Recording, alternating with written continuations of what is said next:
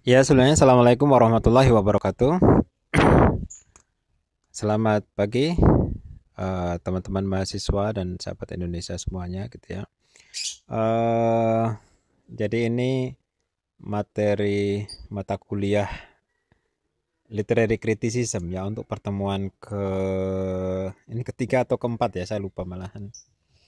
Jadi saya ingin ulas sedikit begitu keterkaitan dengan literary criticism dengan metodologi penelitian sastra gitu. Sebenarnya itu hampir ya saling terkait ya gitu karena memang materi yang ada di dalam Research Method on Literature itu diaplikasikan di dalam mata kuliah Literary Criticism gitu.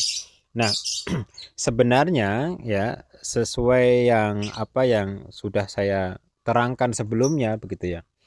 Oh ya, ini saya mengulang sedikit karena memang jadi tadi pagi yang mata kuliah literary criticism tadi pagi itu tidak bisa saya simpan di HP ya. Jadi saya nggak tahu yang kedua ini nanti bisa atau tidak gitu. Sehingga khawatir saya kalau ini tidak bisa saya simpan di HP, saya tidak bisa upload di YouTube dan yang tidak bisa mengikuti online itu akan ketinggalan materi ini gitu. Dan saya tidak tahu apakah bisa ada waktu gitu ya untuk membuatkan edisi khusus gitu yang saya upload di YouTube gitu. Karena pertemuan kali ini sangat-sangat fundamental ya, sangat-sangat penting gitu ya bagi teman-teman mahasiswa yang sudah semester 5 ke atas begitu ya, yang sebentar lagi itu mengambil mata kuliah tugas akhir atau menulis skripsi gitu. Nah, kalau di dalam RPS begitu ya, mata kuliah literary criticism itu dikaitkan langsung dengan teknis persoalan teknis menulis skripsi ya. Karena kalau dari pengertiannya literary criticism atau kritik sastra itu kan bukan bukan hanya yang terkait dengan penulisan skripsi begitu, tapi mungkin menulis esai yang ditujukan untuk mengkritisi suatu karya sastra atau produk budaya bernama karya sastra, baik novel, teks drama maupun puisi, ya atau ontologi puisi ya disebutnya biasanya. Nah, eh ya, ini perlu dikaitkan langsung dengan penulisan skripsi karena langkah-langkahnya, tujuannya sampai eh, apa namanya eh, apa ya bahan-bahannya itu sama dengan antara kritik sastra dengan penulisan skripsi itu sama. Saya lanjutkan begitu ya. Materi kuliah ini itu eh, terkait langsung dengan pemahaman kita ketika kita nanti mau menulis skripsi ya. Karena pada intinya juga menulis skripsi itu kan mengkritisi, mengevaluasi atau memberi penilaian lah terhadap karya seorang pengarang begitu. Nah, mengkritisi itu juga tidak lepas dari menginterpretasikan. Jadi tindakan-tindakan menginterpretasikan itu merupakan aktivitas utama di dalam kita menemukan ataupun mencari makna suatu karya sastra begitu. Nah, jadi langkah-langkahnya itu makanya persis sama dengan ketika kita ingin melakukan penulisan skripsi gitu. Jadi yang pertama langkah-langkah penulisan kritik sastra begitu. Itu yang pertama itu menentukan pengarang ataupun penulis karya sastra itu. Jadi saya beberapa kali menyebutkan bahwa masing-masing pengarang ini kan memiliki ciri khas tersendiri, memiliki gaya bahasa tersendiri, memiliki minat tersendiri begitu.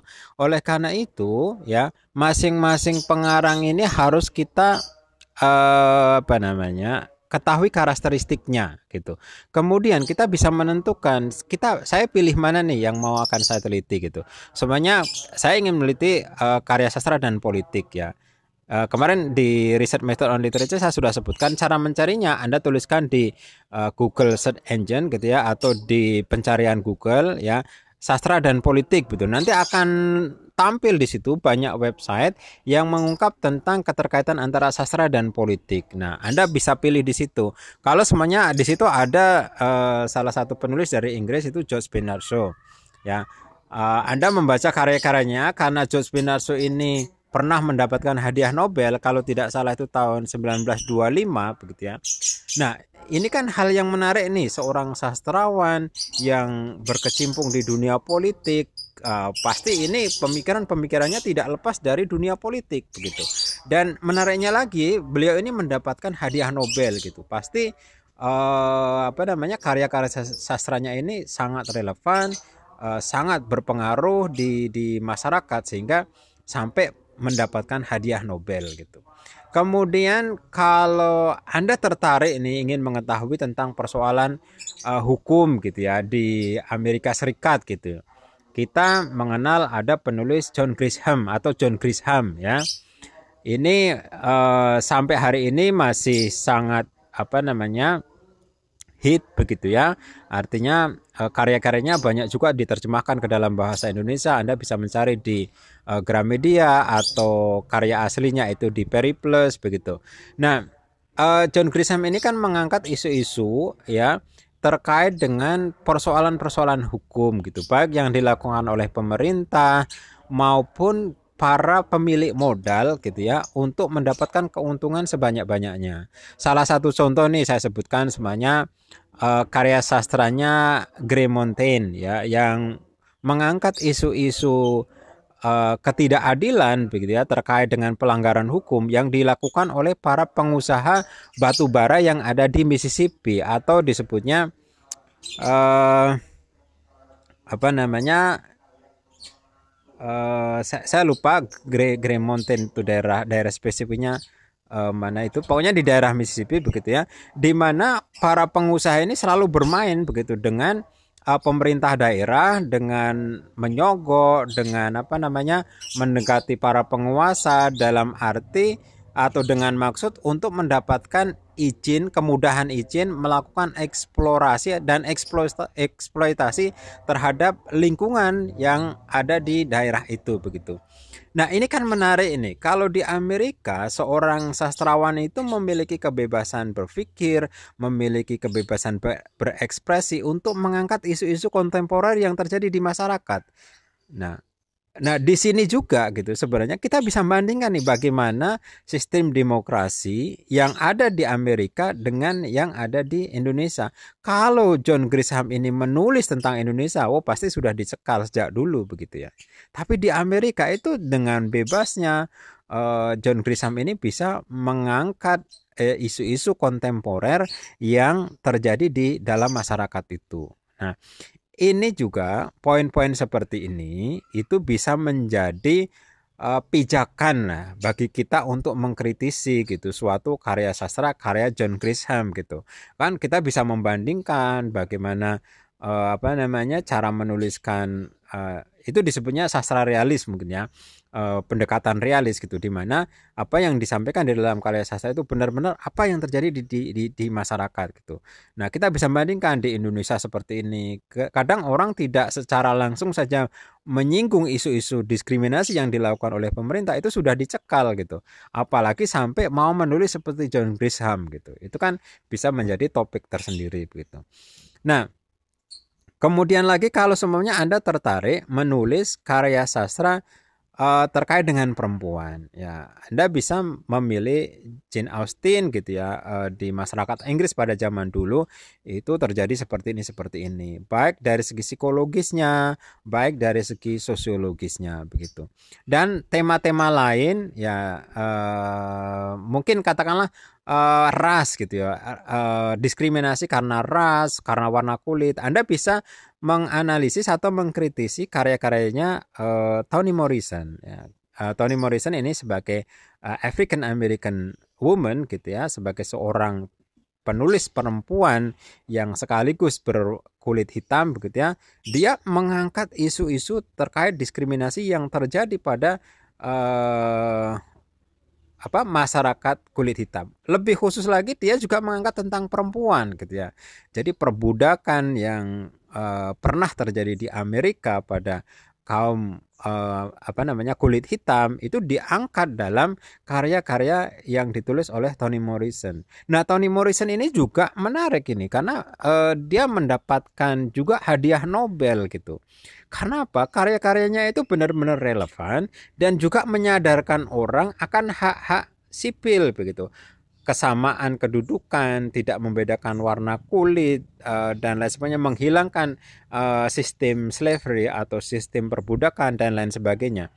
Itulah kenapa gitu ya, karya-karya di Amerika itu sangat up to date dan juga relevan dengan apa yang terjadi di masyarakat. Dan itulah sebenarnya fungsi karya sastra yang sesungguhnya itu ya seperti itu. Artinya ada makna, ada fungsi sebagai kritik sosial atau sebagai penyadarlah kepada masyarakat bahwa terjadi ketidakadilan, terjadi ketidakseimbangan gitu dalam berbagai hal yang menyangkut hajat hidup orang banyak gitu.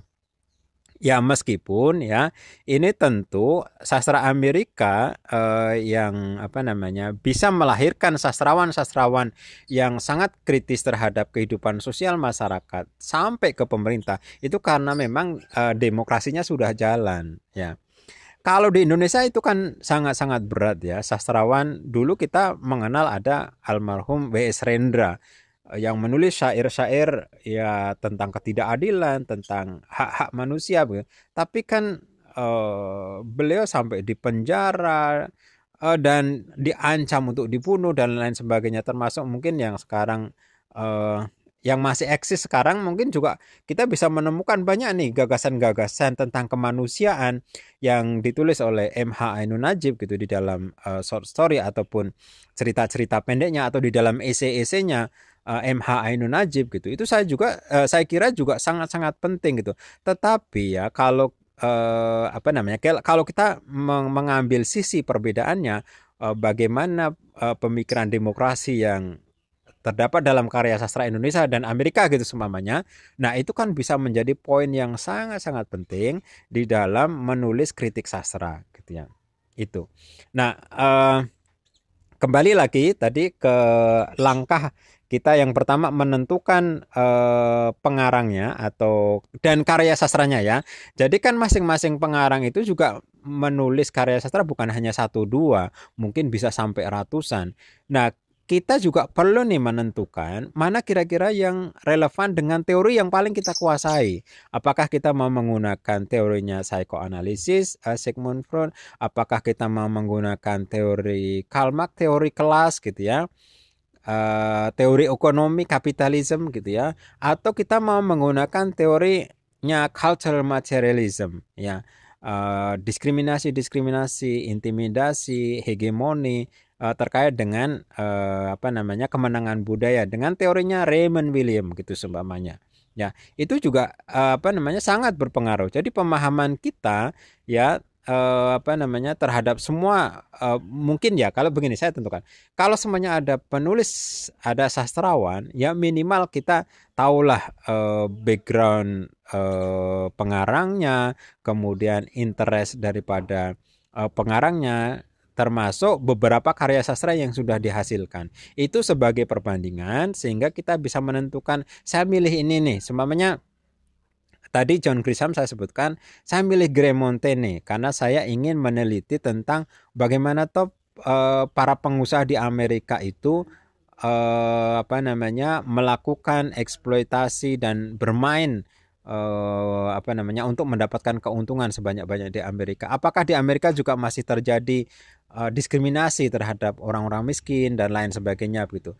Nah, kita bisa milih itu Graham Montaigne, novel Graham Montaigne karya John Grisham itu sebagai objek penelitian kita. Dan teorinya apa? Mungkin kita bisa menggunakan teori sosialis gitulah katakan atau Karl Marx kapitalismenya gitu ya, dari segi kapitalismenya gitu. Bahwa orang yang memiliki modal besar itu akan mencaplok ataupun mengendalikan orang-orang yang bermodal kecil gitu. Atau menurut siapa itu Charles Darwin itu mengatakan bahwa the survival of the fittest gitu ya. Jadi siapa yang kuat dia akan mengendalikan yang lemah. Siapa yang seperti hukum binatang itu, jadi binatang yang kuat itu akan memangsa binatang-binatang yang lebih kecil begitu. Nah, ini juga terjadi pada konsep manusia, hanya saja itu konteksnya berbeda ya. Mungkin kalau tadi terkait dengan kapitalisme gitu sebenarnya para pemilik modal itu dia berkuasa menentukan harga begitu. Harga pasar itu dikuasai oleh para pemilik modal gitu seumpamanya seperti itu. Nah, ini kan hal-hal relevan gitu ya yang terjadi di dalam masyarakat yang terrefleksikan di dalam karya sastra ya. Oleh karena itu, kalau kita membaca bukunya Rene Wallach and Warren gitu ya ataupun Goldman gitu ya atau Terry Eagleton, di situ disebutkan bahwa ya karya sastra itu ya tidak pernah tidak pernah lepas daripada masyarakat itu sendiri ya. Bahkan Horace itu mengatakan karya sastra itu adalah dulce et utile, harus mengandung unsur dulce et utile. Jadi unsur menghibur, entertainment dan pendidikan. Jadi dua unsur ini begitu ya, itu harus ada di dalam karya sastra. Kalau karya sastra tidak memiliki dua unsur ini ya maka nilai kesastraannya begitu ya. Kita sebagai kritikus itu bisa mempertanyakan itu. Ini unsur pendidikannya mana ini gitu kan. Ya, jadi seperti itu. Jadi itulah pentingnya kita menentukan pengarangnya, kemudian karya sastra itu sendiri. Kemudian yang kedua, langkah yang kedua kita harus mengetahui atau memahami struktur karya sastra yang telah kita pilih ya. Apakah itu prosa, novel, apakah itu drama atau puisi. Karena masing-masing genre karya sastra itu juga memiliki karakteristik yang berbeda begitu. Ya. Kalau novel itu kan dalam tanda kutip itu jauh lebih mudah gitu ya. Karena narasi yang dipakai di dalam novel itu kan kayak cerita sehari-hari begitu ya.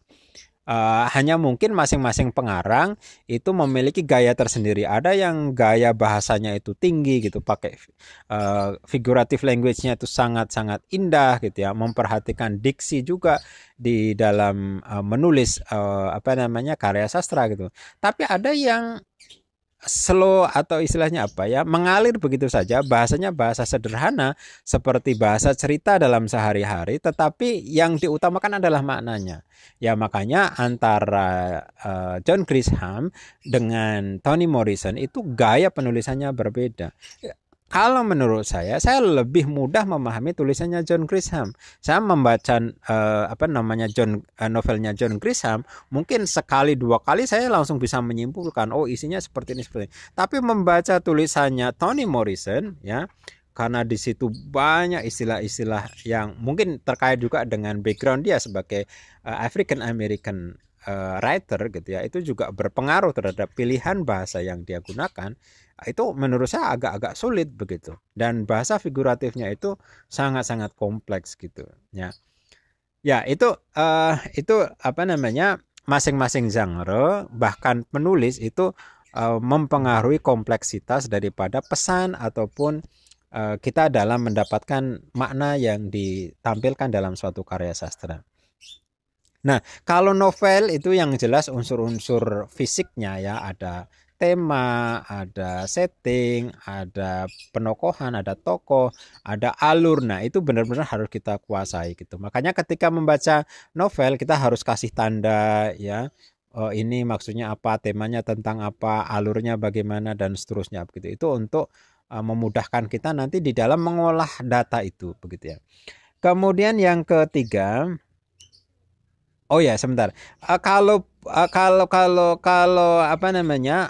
objek penelitian kita itu berupa puisi. Nah, ini kita perlu perhatikan bahwa puisi itu memiliki dua unsur penting gitu yang harus kita perhatikan. Yang pertama itu adalah struktur fisik ya, yang terdiri dari diksi, pencitraan, kata-kata konkret, majas dan bunyi ya.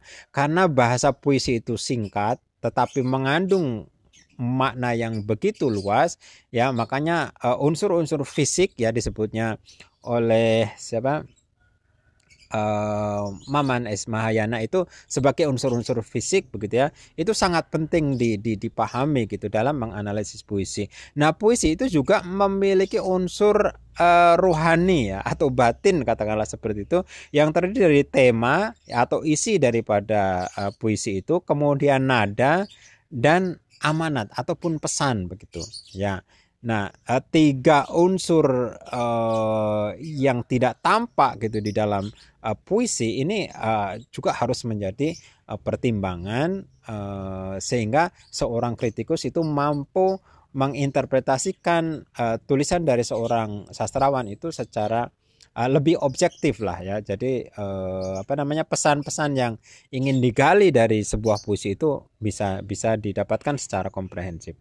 Kemudian ketiga, lakukan penilaian berdasarkan unsur-unsur tersebut secara objektif. Ya, ini sama juga ya dengan menulis karya sastra, itu kita harus menghilangkan unsur-unsur ketidaksukaan terhadap pengarang gitu. Kemarin saya sudah sebutkan bahwa di dalam mengkritik karya sastra kita harus fair, artinya merujuk atau mengacu dari apa yang ada di dalam karya itu. Bukan karena kita tidak suka kepada pengarangnya, kemudian kita hujat habis-habisan, bahasanya bagus, kemudian kita anggap tidak bagus dan lain sebagainya gitu. Karena kalau kita menilai secara objektif, artinya menggunakan standar-standar keilmuan yang ada dalam teori sastra atau dalam teori mengkritik sastra, ya itu kita akan memberikan gagasan-gagasan yang penting untuk pengembangan keilmuan di dunia sastra itu sendiri. Selanjutnya, nah, baru langkah yang keempat, yang terakhir, ini adalah mulailah untuk segera melakukan membuat outline ya. Outline itu sangat penting di dalam mengarahkan kita apa saja toh yang mau kita tulis gitu. Nah, ini kaitannya dengan skripsi juga nih. Skripsi itu kalau bab 1 mungkin sudah pakem ya, ada template-nya di situ. Jadi sub-sub babnya itu sudah jelas di situ semuanya, background, kemudian scope of the study, kemudian review on related studies, kemudian method, riset method gitu dan lain-lain begitu. Tetapi kalau kalau bab 2 dan bab 3, nah itu kita sendirilah yang menentukan di situ ya. Kita harus mampu gitu ya membuat outline. Sebenarnya bagian awal itu introduction, berisi menerangkan apa saja yang akan Anda sampaikan di dalam bab itu ya. Kemudian kalau bab 2 itu teori yang Anda gunakan apa?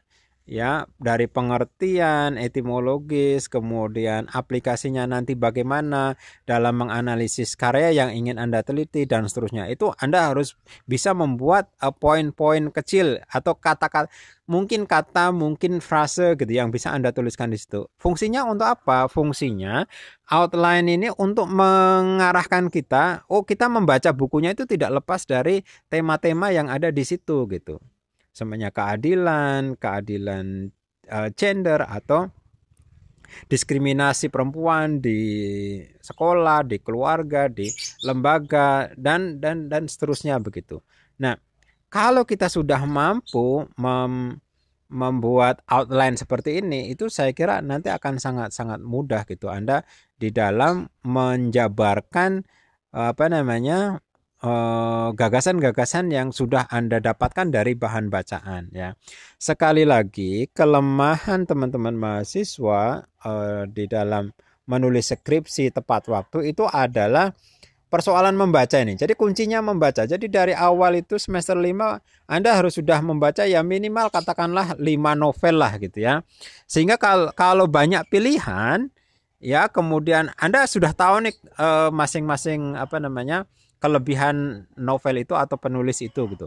Kemudian Anda fokus ke salah satu yang benar-benar Anda sudah yakin dan Anda memahami, ini mudah dicari data-datanya ya. Kalau demikian itu akan sangat membantu Anda di dalam menuliskan skripsi. Nah, 4 langkah mengkritik sastra atau langkah-langkah kritik sastra ini bisa Anda aplikasikan di dalam menulis skripsi ya, karena tahapnya sama gitu ya, objeknya sama ya, hanya saja kalau kritik berupa esai ataupun tulisan-tulisan artikel koran ataupun majalah itu hanya mungkin sekitar 5 halaman, 2 sampai 5 halaman atau paling banyak ya 10 halaman gitu ya. Tetapi kalau apa namanya skripsi kan Anda harus menulis sekitar 40 halaman ya.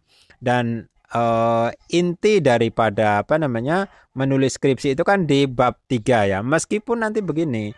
Jadi ada relevansinya antara bab 1, bab 2, bab 3 sampai bab 4, kesimpulan itu selalu ada apa namanya benang merahnya begitu, sehingga itu tidak terpisah gitu. Karena apa?